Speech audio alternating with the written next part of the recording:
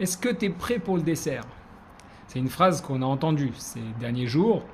Évidemment, on s'est tous préparés. C'est plus que dans quelques heures maintenant que tout va se jouer, qu'on va pouvoir rentrer dans Pessah et démarrer ce fameux Seder. Pour ceux qui ne sont pas résidents en Israël, ils auront 2 Seder, ce soir et demain soir. Alors, on peut se demander, est-ce qu'il n'y a pas quelque chose de plus fort qui ressort de cette question? Es-tu prêt pour le Seder? Qu'y a-t-il à être prêt? C'est l'histoire de plusieurs personnes qui, comme chaque année, notre entourage, parfois nous-mêmes, souhaitons prendre de bonnes résolutions et s'inscrire dans une salle de sport, reprendre un petit peu notre vie en main, notre bien-être en main. On sent qu'on a pris peut-être quelques kilos ou qu'on n'est pas aussi agile qu'on a pu l'être dans le passé. Donc, on se fixe un petit peu des objectifs à atteindre. On va certainement faire attention, plus attention du moins, à ce que l'on mange, etc., etc., reprendre une activité physique. Après quelques mois, quelques années, qui peut se prétendre avoir atteint l'objectif qu'il avait ici dans sa tête? Lorsqu'il regarde dans le magazine la photo d'un vrai sportif avec les tablettes de chocolat, etc., apparentes, est-ce qu'il est au niveau qu'il souhaitait atteindre réellement? Combien y en a-t-il qui peuvent le prétendre? Cette phrase que je viens de dire est tellement vraie qu'il faut savoir que les salles de sport, par exemple, jouent là-dessus en proposant chaque début d'année civile, en janvier, des offres à tomber sans engagement, à tarif réduit, parce qu'ils savent pertinemment, les études sont là pour le prouver, que les gens prennent de bonnes résolutions, mais ensuite, au bout de quelques semaines, quelques mois, on laisse tomber. Et ça sera à nouveau le cas fin d'année. Au même titre que cela, Pessah n'est pas une fête en soi. C'est quasi un programme de préparation. Et c'est tout à fait intéressant de voir à quel point on nous souhaite et on nous le demande. Est-ce qu'on est prêt pour le Seder? Comme si c'était ce coup de pistolet tiré pour démarrer la course. Mais la course vers quelle direction? Évidemment, on ne l'oubliera pas puisque dès le lendemain, dès le 2e jour de Pessah, on commencera à compter le Homer pour arriver à Shavuot avec le don de la Torah. Donc nous savons pertinemment qu'il y a ici un début de quelque chose qui se joue. Je vous propose aujourd'hui, pour être encore plus près ce soir lorsque vous allez vous installer à table, commencer le Kiddush, commencer à lire la Haggadah, d'avoir une vision un petit peu différente de ce pourquoi on nous a demandé tellement de réaliser ce ménage à la recherche du Chametz, dont nous savons pertinemment aujourd'hui que le premier Chametz à éliminer est notre propre Chametz interne, puis celui qui est devant nos yeux. Mais celui qui est devant nos yeux, c'est aussi ces images qui nous dérangent, ces attitudes aussi qui nous empêchent d'évoluer comme on le veut. Lorsque vous prenez la Haggadah, vous remarquerez quelque chose de tout à fait édifiant. Après que vous ayez passé le Kiddush, on pourrait même s'interroger pourquoi d'abord le Kiddush. Après avoir passé le Kiddush, la Haggadah va commencer immédiatement les premières lectures. Je ne parle pas des brachot, puisqu'on commencera d'abord par Urchatz, on se lavera les mains sans bénédiction, puis Karpas, où on trempera de la salade dans de l'eau salée et on fera donc Adama. Mais le début de la Haggadah commence par 2 petits paragraphes très courts, comme des introductions. Helachmania diachalu avatana be'ara de Mitzraim kol dirfin yete veyechol, etc. Et qui finira par les Shana Haba be'ara de Israël ashata avdin les Shana Haba bene chorin. Puis Manishtana, l'habitude, la coutume que nous faisons réciter, lire, questionner les enfants, les plus jeunes, de lire ce Manishtana ou de le réciter pour ceux qui sont capables. On peut se poser la question tout de suite, quel est ce petit texte dont la majorité d'entre nous n'aura pas pris le soin d'essayer de le comprendre? Helachmania, voici le pain misérable, le pain de pauvre, ok? Ania qui vient de Onni, lechem Onni qu'on peut retrouver dans le Chumash. Diachalu avatana be'ara de Mitzraim, dont nos pères mangeaient lorsqu'ils étaient en Mitzraim.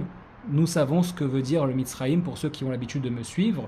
Et on finira les Shana à se souhaiter, les Shana Haba be'ara d'Israël, qu'on se retrouve en Israël, à Shata Avdin. Alors ça sera une année qui viendra Bene Chorin, de sorte à ce que nous soyons des hommes libres, Bene, des fils libres. Entendez ce petit message. qui a toute son importance et sa particularité. J'entends par là tout simplement que la Haggadah nous introduit immédiatement un message subliminal. Si vous suivez mes vidéos, vous savez que depuis le Sefer Vaïkra, puisque nous sommes dans le Sefer Vaïkra, mais depuis la Parashat Vaïkra, Tzav, Shmini, Tazria et Metzora la semaine dernière, et nous allons aller vers Emor maintenant, nous avons pu voir, Acharemot, ok, je reprends, Vaïkra, Tzav, Shmini, Tazria, Metzora et Acharemot, nous avons pu voir qu'il y avait un message beaucoup plus fort, beaucoup plus puissant à travers ces parachiotes qui n'étaient pas là pour compter les sacrifices, les corbanotes, mais bien de révéler cette envie, ce cri hurlant, cet appel, Vaïkra, depuis le début de la création, depuis Adam Arishon, de vouloir faire tout ce qu'il peut pour tirer le Créateur du monde vers ce monde-là, pour qu'il vive avec nous et pour qu'on puisse se retrouver enfin dans notre terre en tant qu'homme libre. Et voilà que la Haggadah relate exactement cela. C'est-à-dire qu'elle nous rappelle le fait que nos pères étaient en terre de Mitzraïm, Mitzraïm qui est Metzar, la racine, l'étroitesse. Regardez ce pain qui semble si beau, si gonflé. Pourquoi l'appeler Helachma Ania, Lechem Oni, ce pain de misère, de pauvreté? Pourquoi l'appeler? Non, une chalat Shabbat, c'est juste extraordinaire. Ça brille, c'est gonflé, on le mange, ça fond dans la bouche, on en a presque envie quand nos mères le préparent ou le préparaient dans la maison, on le sentait et on le sent dans tout l'appartement et on en rêve que d'une chose, c'est d'arriver à vendredi soir. Je veux dire, c'est la première question qui devrait se poser, c'est de se dire, mais c'est pas vrai, finalement ce pain était très agréable. Et justement, la Torah vient nous donner cet enseignement incroyable à travers la Haggadah. Ce pain de misère, celui qui te semble être beau, celui qui paraît dans ce monde faux quelque part, celui qui n'est que le monde de l'image, du semblant, il te paraît merveilleux. C'était nos pères qui étaient dans cette étroitesse, qui ne voyaient, je ne crois que ce que je vois, qui ne voyaient que ce qu'ils voyaient avec leurs propres yeux qui paraissait beau. Alors je vois cet être bien habillé, propre, qui sait distinctement s'exprimer, c'est certainement quelqu'un de bien. Et un jour on apprend que c'était un misérable et qu'il faisait des choses horribles derrière le dos des autres. Et oui, ça arrive tellement souvent, surtout en ce moment on l'entend de plus en plus. Et bien là nous en sommes dans ce message-là. Be'arad et Mitzraïm, ce pain qui paraît merveilleux est fait pour celui qui était limité, qui était dans une étroitesse d'esprit. Mais on se souhaite que les Shana Abba, Be'arad et Israël, on va arriver dans c'est quoi Israël? Eretz Israël, c'est le Ratson de Yachar El, celui qui est dans une direction d'aller vers le Créateur du monde, c'est-à-dire de dépasser ce qu'il voit, de dépasser ce qu'il entend, de dépasser la parole de ce qui peut être dit ou pu être entendu et de ce qu'il ressent pour transcender les choses, pour aller vers ce huitième, mais à la Teva, cette notion de 8 qu'on appelle et qui concerne le fait de dépasser l'entendement, raison pour laquelle aussi Pessah fait 8 jours. On finit les 7 jours où on ne mange pas le Hametz et on termine sur ce 8e jour pour aller au-delà de tout. Alors, et je conclurai cette vidéo, on peut s'imaginer qu'effectivement, très bien, on va faire la Haggadah. On va se préparer à ça, on a fait le ménage interne, le ménage externe, on s'est préparé à tout ce qu'il fallait pour le Seder, on a acheté les meilleurs mets, les plus délicats, un bon vin, etc. Et c'est parti. Encore une fois, on se trompe. La Haggadah continue sur Manishtana. Sache que ce soir, si ce qui t'excite, ce qui te plaît, ce qui t'attire, c'est d'aller manger les plats que tu avais l'habitude de goûter chez tes parents, parce que maman, papa faisait, alors moi aussi je le fais, ce qu'on entend aussi souvent. Sache que ce n'est pas le but en soi. Évidemment, c'est agréable, on ne va pas se le cacher. Mais nous sommes à nouveau dans un esprit Metzar, de Mitzraïm, d'étroitesse. Dépasse-la. Ce soir, ce sont des questions que tu vas te poser. Tu vas te préparer. Combien de personnes qui ont envie d'atteindre les objectifs sportifs de poids ou autres sont en mesure de vider leur frigidaire de tout produit transformé, de tout produit qui ne soit pas naturel, rempli de sucre, rempli de gras, rempli de tout?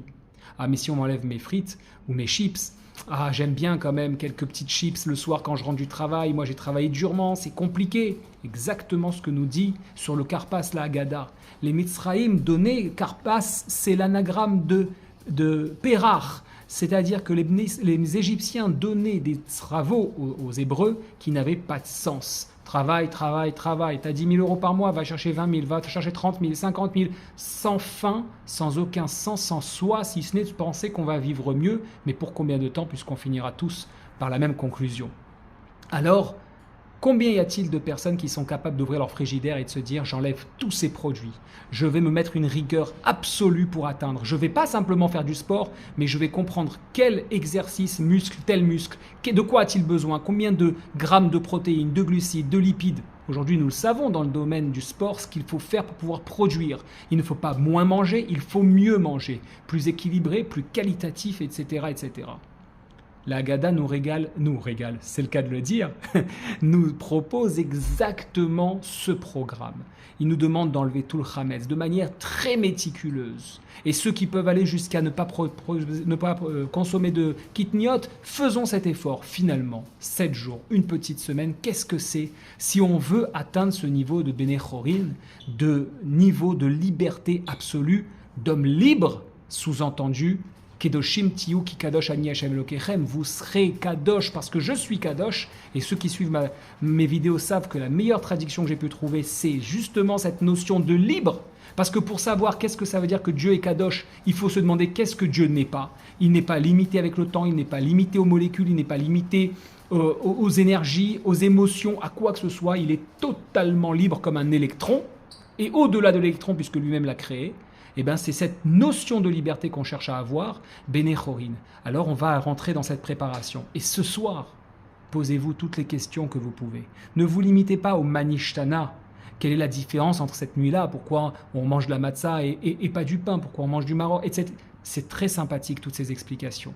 Mais prenez le temps d'une méditation interne, pendant ce seder, pour vous poser toutes les questions nécessaires qui fera que vous ferez un comeback, un retour vers l'année passée et vous offrir les 51 jours quasiment avec aujourd'hui même, d'accord, les 51 jours pour arriver à Matan Torah, à la fête de Shavuot, qui elle est un chag contrairement à Pessah.